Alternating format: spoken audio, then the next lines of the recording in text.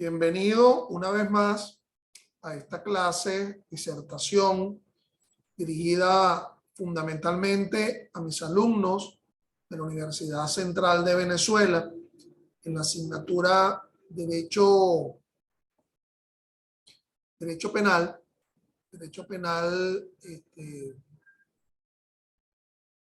parte especial, Derecho Penal 2, y quien les habla es el profesor Ángel Serpa Aponte. Y bueno, fundamentalmente pues esto que nos convoca hoy sería el abordaje de los delitos establecidos en la ley orgánica sobre el derecho de la mujer a una vida libre de violencia. Quien les habla de nuevo, lo indico, es el profesor Ángel Serpa Aponte, y estas clases virtuales vinculadas al derecho penal, al derecho procesal penal, al derecho penal constitucional, la pueden encontrar en mi canal YouTube, Ángel Serpa Aponte, ¿verdad? A los que quieran incluirse al mismo y encontrar pues respuestas vinculadas a dicho ámbito. Esas clases virtuales, de nuevo repito, están ubicadas en mi canal YouTube, Ángel Serpa Aponte. Esta clase de hoy está siendo transmitida en mayo de 2022. Bueno, estimados míos, en la invitación para esta clase de hoy, yo hacía una excepción y decía que íbamos a tratar los delitos de violencia de género en Venezuela, tipificado en esta especial y orgánica ley, la ley orgánica sobre el derecho de la mujer a una vida libre de violencia, exceptuando lo que se vinculaba al delito de abuso sexual, porque ya hablar del abuso sexual con o sin penetración, ya eso implicaba el desarrollo de una disertación propia vinculado al delito de violación, a partir de lo que establece el artículo 374 del Código Penal, y aquí en la especial ley lo establecido en los artículos 43 y 49, que ya lo hemos desarrollado, que ya, por favor, los invito a que aborden, ingresen a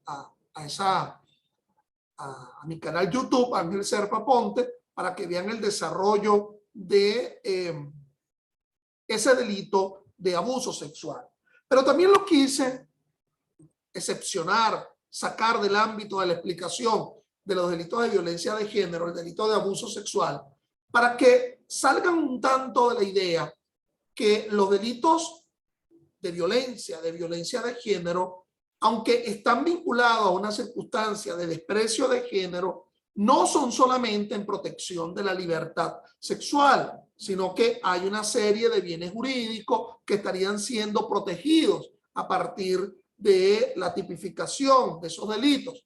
Se ubica en el ámbito, en el gran ámbito de la protección del género, de la protección de la consideración de la mujer en una relación esencialmente desigual, por muchos años de desigualdad, de inequidad, desde un punto de vista social, desde un punto de vista político, desde un punto de vista variados aspectos, hasta legal. Basta ver determinadas tipificaciones, determinados delitos en donde se aborda el tema de la inequidad frente al género. Ejemplos sobran. La Sala Constitucional anuló, por ejemplo, ese delito de adulterio en donde quien podía cometerlo como autor era exclusivamente una mujer. Eso de la seducción con promesa matrimonial, exigiéndole que la mujer fuera reconocidamente honesta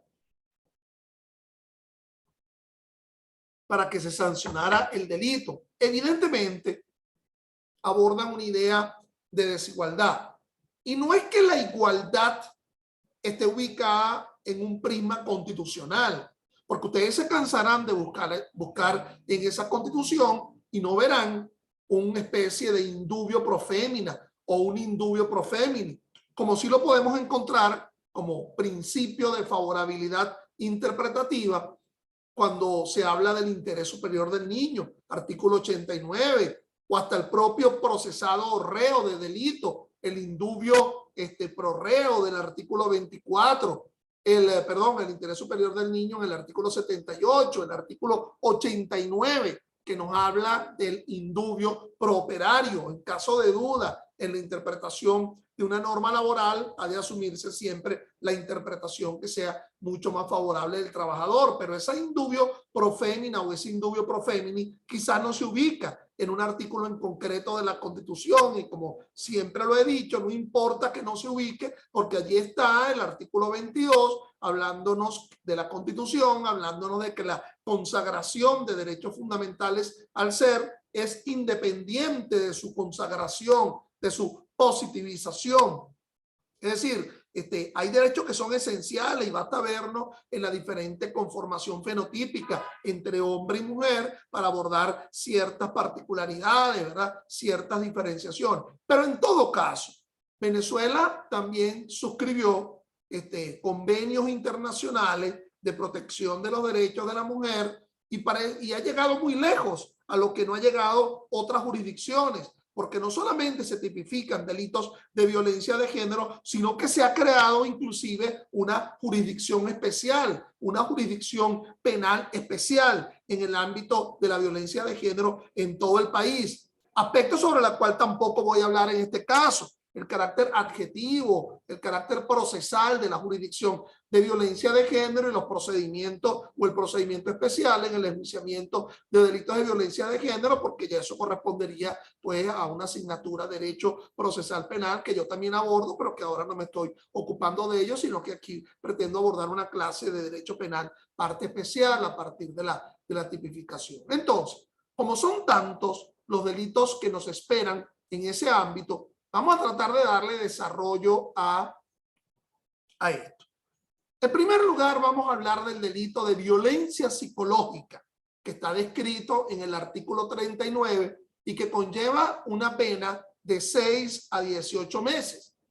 Y se dice, quien mediante tratos humillantes y vejatorios, ofensas, aislamiento, vigilancia permanente, comparaciones destructivas o amenazas genéricas constantes, atente contra la estabilidad emocional o psíquica de la mujer, bueno, será sancionado con la pena que ya les mencionaba y que se ubica en un límite inferior y en un límite superior, y por lo tanto hay que abordar el tema de la dosimetría y que por lo tanto, a pesar de no estar tipificado en el Código Penal, siempre de orden público ubicarnos en el término medio entre esos 6 a 18 meses. Obviamente que es un delito doloso, es un delito de resultado, es una violencia que trata de obtener ese menoscabo de la estabilidad emocional o psíquica de la mujer. La víctima a lo mejor puede ignorar que está siendo agredida o que simplemente se siente tan amenazada que lo oculta.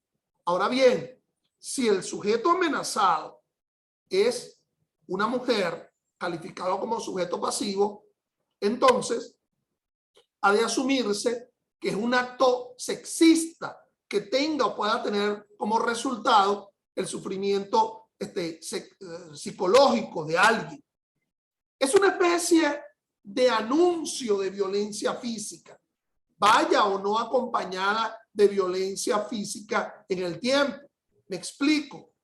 La tipificación de la llamada violencia psicológica viene en el ámbito de una amenaza de una violencia física posterior, pero perfectamente el delito de violencia psicológica pudiera darse en una relación de concurso real o material en función de lo que establece el artículo 86 siguiente.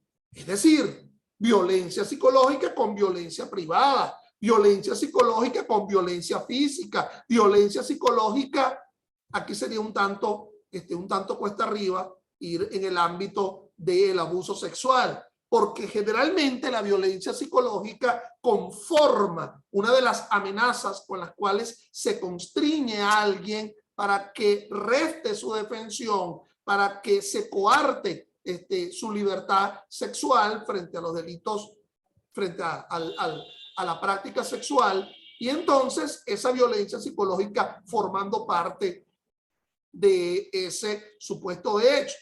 Ahora bien, si se pretende sancionar a alguien por el delito de violencia psicológica, evidentemente tiene que objetivizarse que el trato, que la ofensa, que el aislamiento, que la vigilancia, que la comparación destructiva o que la amenaza efectivamente, objetivamente, atente contra la estabilidad emocional o psíquica de la mujer.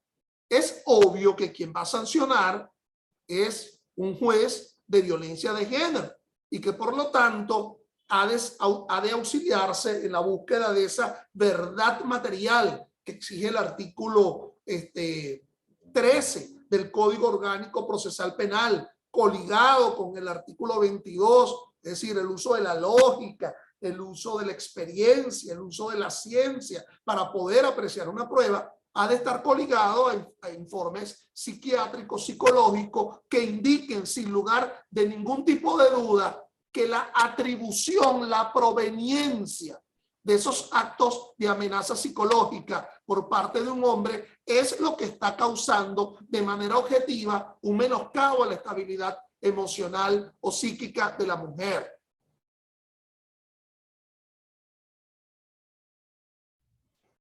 Decía yo, evidenciar si objetivamente la mujer se encontraba realmente en el marco de una estabilidad emocional y que es como consecuencia de la actividad humillante que se condujo a un esposo, es decir, a una circunstancia posterior distinta a la que se verifica en un comportamiento normal, estable de alguien. Es decir, el resultado de amenaza a la psicología de la mujer como consecuencia directa al trato humillante por parte del hombre, lo cual exige evidentemente una prueba que se objetivice. Es decir, si es a través de un dicho, evidentemente que se testimonie de forma distinta a la propia víctima el dicho. Si es a partir de un escrito, de un mensaje, la visualización objetiva de dicho trato humillante. Hay aspectos probatorios que son importantes tomar en cuenta frente a este delito de violencia psicológica. Por ejemplo, el 80 de la ley nos indica que salvo prohibición de la ley, las partes pueden promover todas las pruebas conducentes al mejor esclarecimiento de los hechos, los cuales serán valoradas según la sana crítica, observando las reglas de la lógica, los conocimientos científicos y las máximas de la experiencia. Por lo tanto, si ello es así, ha de también asumirse una relación de igualdad en la probanza de las circunstancias. Es decir, al igual que el Código Orgánico Procesal Penal, en su artículo 22, este artículo 80 de la Ley Orgánica sobre el Derecho a la Mujer, no solamente frente al delito de violencia psicológica, sino frente a cualquiera de los delitos de violencia, pues exige la sana crítica como forma de apreciar la prueba. ¿Y qué es la sana crítica? Es la posibilidad que tiene el juez de cuestionar la capacidad demostrativa de un determinado sujeto de prueba, pero tiene que hacerlo de forma comedida, como se indica, sana, no extralimitarse.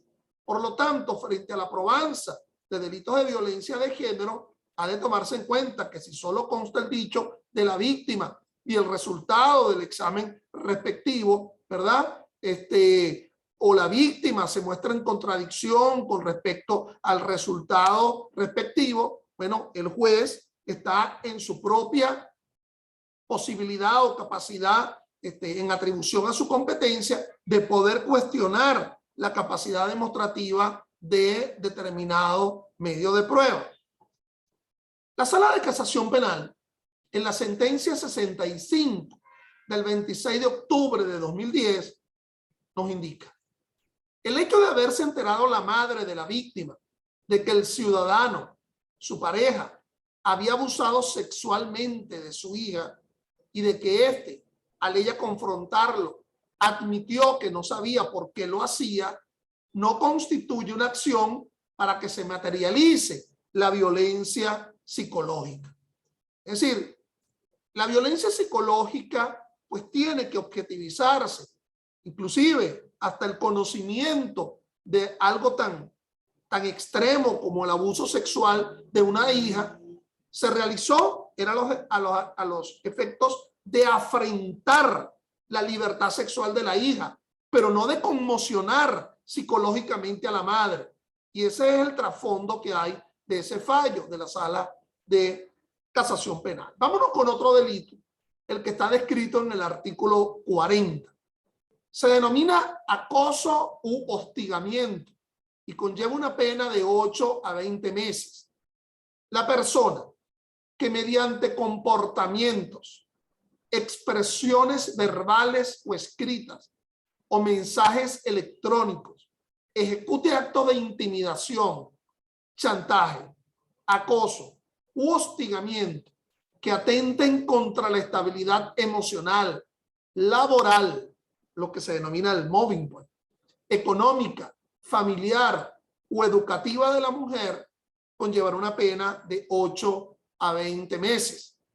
Nótese que aquí realmente el tema de la sexualidad está como un tanto dejado de lado, porque es un tema de intimidación, chantaje o acoso, no a los efectos de vulnerar una libertad sexual, sino de provocar afectaciones emocionales, laborales, económicas, familiar o educativa. La intención del sujeto activo es alterar la estabilidad de la mujer, siendo que el bien jurídico obviamente la tranquilidad de la mujer en una relación de igualdad con respecto al hombre. Obviamente que es doloso, requiere una acción positiva o de hacer. Mal se podría asumir que es un delito realizado de forma negligente, imperita o imprudente. No necesariamente exige el uso de la fuerza. Es un delito, es decir, permanente, se mantiene en el tiempo. Es decir, a pesar de no haberse consumado en un momento determinado esa aflicción, el mantenerse durante el tiempo hace que se mantenga la amenaza de forma constante. Si no es necesario que se agote en un solo instante, sino que se prosiga durante el tiempo. Fíjate que habla de mediante comportamiento, ejecute actos de intimidación plurales, chantaje, que en el ámbito del chantaje también estaría presente la posibilidad de que este delito de hostigamiento, de acoso, se dé en un concurso real con la extorsión descrita en el artículo 16 de la Ley contra el Secuestro y la Extorsión. Entonces, el hostigamiento como un medio para realizar la extorsión. Soy de los que cree que este artículo 40, si es a los efectos de extorsionar a una mujer, no es a los fines de afectar su integridad como mujer, sino a los fines de un provecho patrimonial. Se volvería un delito contra la propiedad y por lo tanto se da una hipótesis de concurso ideal de delito, conforme al artículo 98 del Código Penal, en el sentido que hay violaciones de dos disposiciones jurídicas, pero se acata la de mayor significación. La de mayor significación sería el delito de extorsión, si es a una finalidad de provecho patrimonial descrito en la ley contra el secuestro y la extorsión. Nótese lo interesante de esto, ¿no? Que dos leyes especiales estarían haciendo concurso ideal. Dos delitos que provienen de distintas leyes especiales. El acoso del artículo 40 de la ley con respecto a la extorsión del artículo 16 de la Ley contra el Secuestro y la Extorsión. ¿Y de dónde se unifica? Por la vía del concurso ideal del artículo 98, nada menos que un código, el Código Penal, que en su parte general, en su libro primero, establece las pautas de la dogmática jurídico-penal, entre ellos el llamado concurso de delitos. Bueno, sigamos entonces asumiendo otro ilícito. Este delito que nos corresponde ahorita abordar es el delito de amenaza, descrito en el artículo 41. La persona que mediante expresiones verbales, escritos o mensajes electrónicos amenace a una mujer con causarle un daño grave y probable de carácter físico, psicológico, sexual, laboral o patrimonial, será sancionado con prisión de 10 a 22 meses. Pero este delito de amenaza se ve agravada en el propio artículo 41 y son 3 las hipótesis de la amenaza agravada. 1. Si la amenaza o acto de violencia se realizare en el domicilio o residencia de la mujer objeto de violencia, la pena se incrementará de 1/3 a la mitad. Nótese que tanto la pena básica establecida de 10 a 22 meses en el encabezado del 41 está ubicado en un ámbito de dosimetría, un límite inferior y un límite superior, con lo cual hay un término medio, pero también el agravante de la primera hipótesis del 41 también se asume en un ámbito de dosimetría, de 1/3 a la mitad, siendo que lo que menos se agrava sería 1/3 y lo que más se agrava sería la mitad. Si se está utilizando esta agravante y en la definición del tipo básico también se utilizó, por ejemplo, el límite inferior, en una relación de igualdad debería utilizarse también el mismo límite inferior, es decir, adicionar lo que menos hace aumentar en una práctica de igualdad. La segunda hipótesis es: si el autor del delito fuera un funcionario público perteneciente a algún cuerpo policial o militar, la pena se incrementará en la mitad. Nótese que en este caso no se habla de una dosimetría, sino que se da en un límite ya preciso. Se incrementará en la mitad. Pero pudiera ser que se incremente en la mitad porque la amenaza se realizó conforme a la primera parte, es decir, en el domicilio o residencia de la mujer, y lo hizo un militar.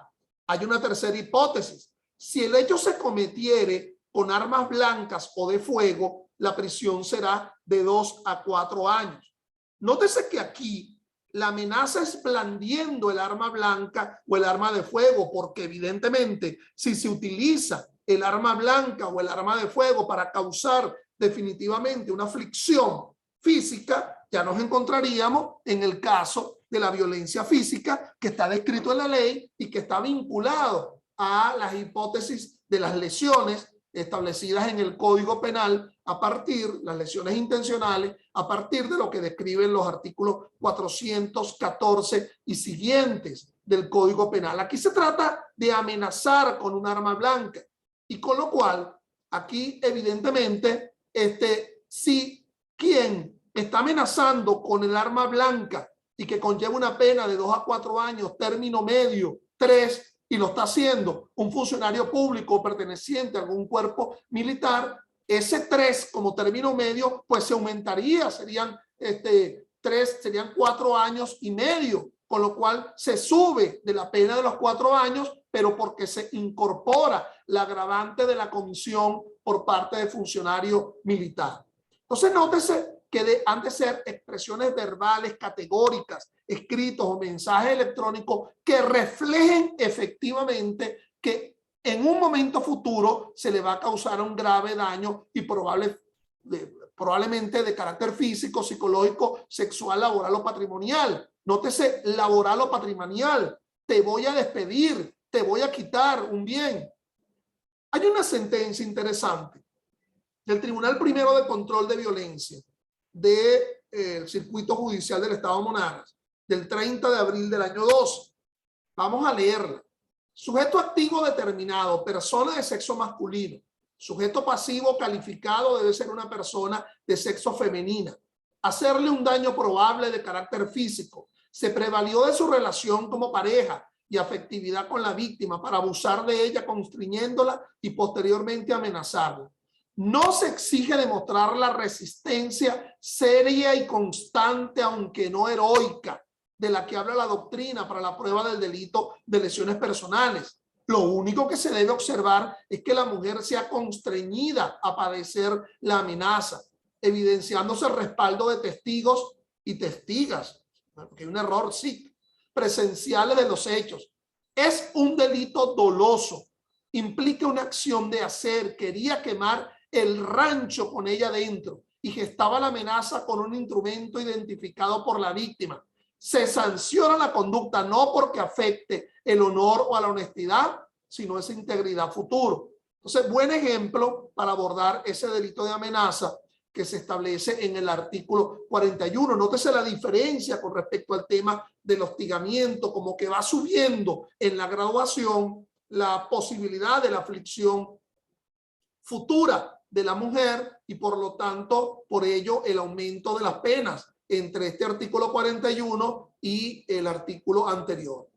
Encontrémonos ahora con el delito de violencia física, regulado en la Ley Orgánica sobre el Derecho de la Mujer a una vida libre de violencia, en el artículo 42.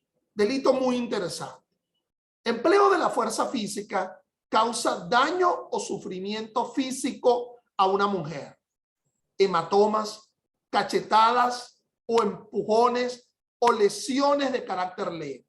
Aquí el concepto de lesiones de carácter leve ha de estar vinculada a la tipificación, al resultado que se maneja en el artículo 416 del Código Penal, que conlleva una pena de 3 a 6 meses y que se objetiviza en el llamado tiempo, en el llamado tiempo de curación de hasta 10 días.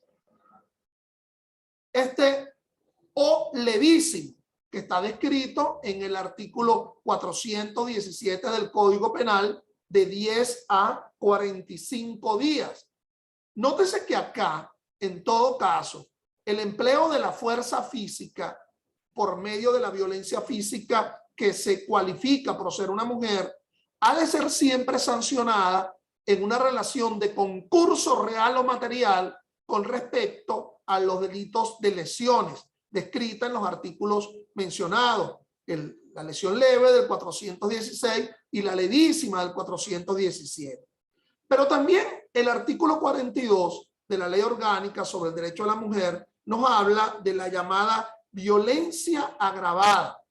Es cuando en la realización de la violencia a una mujer se causa como resultado el resultado que se evidencia en el artículo 415 en el caso de las lesiones graves, ¿verdad? 415, todo ese cúmulo de resultados que están allí frente a la afectación de un órgano, etcétera, o gravísima con el artículo 414, con lo cual se daría un incremento de la pena del artículo 415 o 414 de 1/3 a la mitad.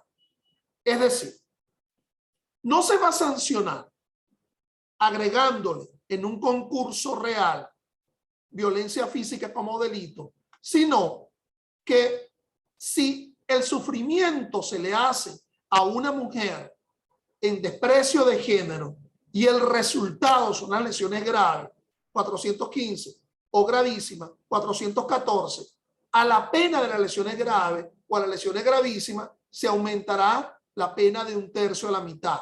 De igual forma, te indico que si tomaste el límite inferior de la lesión gravísima o el límite inferior de la lesión grave, entonces ese aumento como consecuencia de la violencia física a mujer ha de estar en el mismo nivel. Es decir, ha de ser, si es límite inferior, el menor aumento, y si tomaste un límite superior como ubicación del tipo básico, entonces debería ser el máximo aumento que se describe en la violencia física a la mujer. Un poco a medida de recordatorio, debo aquí leerles pues el supuesto de las lesiones gravísimas del artículo 414, enfermedad mental, 414 del Código Penal, enfermedad mental o corporal cierta o probablemente incurable, o la pérdida de algún sentido, de una mano, de un pie, de la palabra, de la capacidad de engendrar o del uso de algún órgano, herida que desfigura una persona, el aborto, y eso conlleva una pena de 3 a 6 años.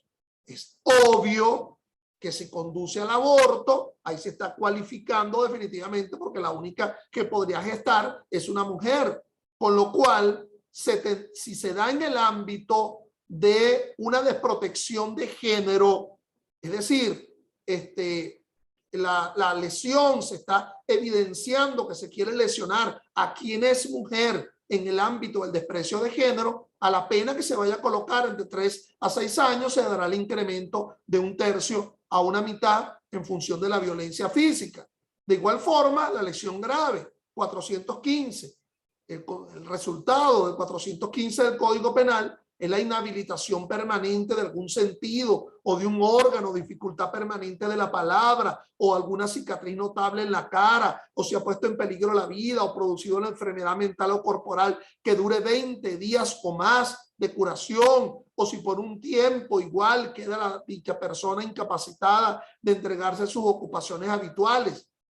Si esa lesión grave se está causando a una mujer y en el dolo del violentante está la idea, el conocimiento de que se trata de una mujer, a ver, ¿qué estaría en el dolo de ese violentante físico de mujer que conduce a una lesión grave o gravísima? La idea de que mi medio tiene capacidad aflictiva para lesionar, pero no para matar. En ese dolo tiene que haber una exclusión de ese propósito de muerte. Se tiene la idea de lesionar exclusivamente, afectación de la integridad corporal, pero en un conocimiento de aflicción de mujer. Es decir, de haber sido hombre no la lesiono, por ser mujer es que lo hago y conduce a los efectos que allí se evidencian. Es obvio que en el caso de el resultado aborto que se verifica en el artículo 414, en el caso de la lesión gravísima, esa es la idea de que no está en condición de gestante, porque si se tiene la idea de que está en condición gestante, entonces evidentemente nos pasamos al extremo del 432 del Código Penal, del llamado aborto provocado, no el que se procura a la mujer, sino el que provoca a alguien distinta a ella solamente a los efectos de lograr ese aborto.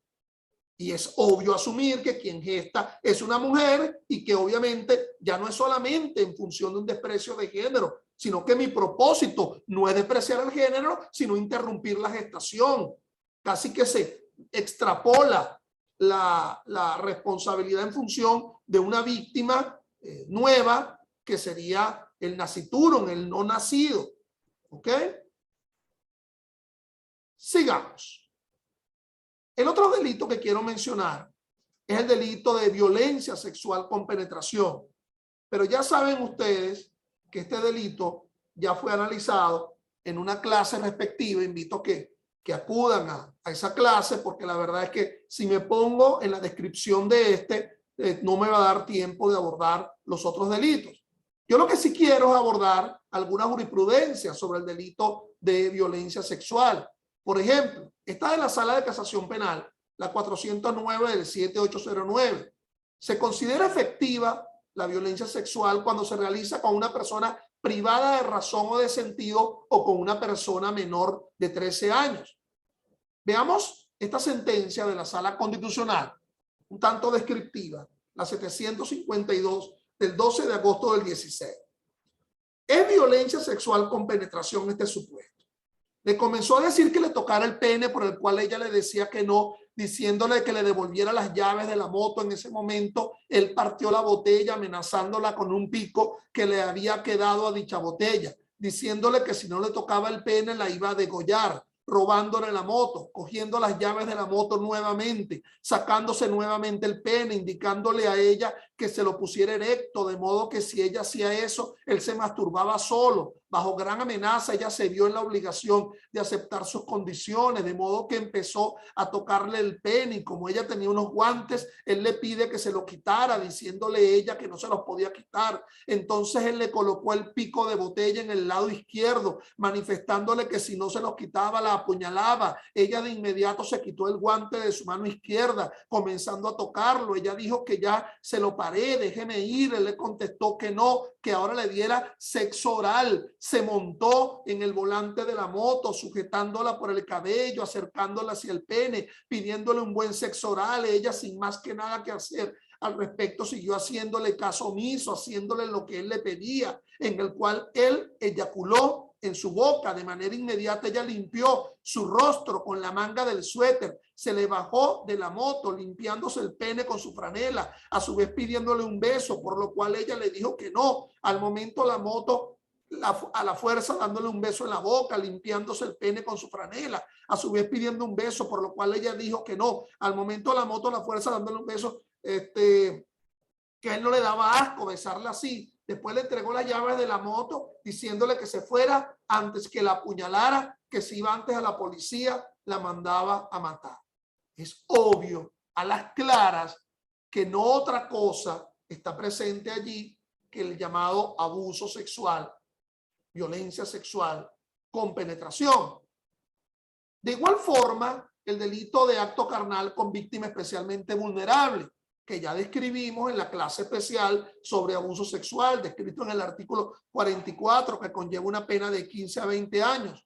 Yo solamente en la medida del tiempo, y por favor incorpórense cuando termine esta clase con la misma coordenada, le leeré esta sentencia de la Sala de Casación Penal, la 393 del 25/10/16.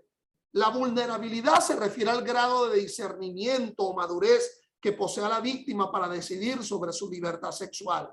No es igual en todas las personas, ya que este podría variar dependiendo de su entorno social, su educación en el hogar, sus emociones, entre otros aspectos que pudieran influir en la toma de decisiones y el comportamiento de cada individuo. Solo puede ser determinada por un debido estudio psicosocial realizado a la víctima y a sus familiares directos, siendo esta la forma idónea de comprobar si tenía o no la suficiente capacidad para enfrentarse o resistirse a la acción del acusado. Al ser humano es un ser integral, por ende las emociones y la cognición o el pensamiento no deben desvincularse del comportamiento. Estos influyen directamente en el comportamiento de las personas. Basta con que exista el acto sexual y que la víctima no se encuentre en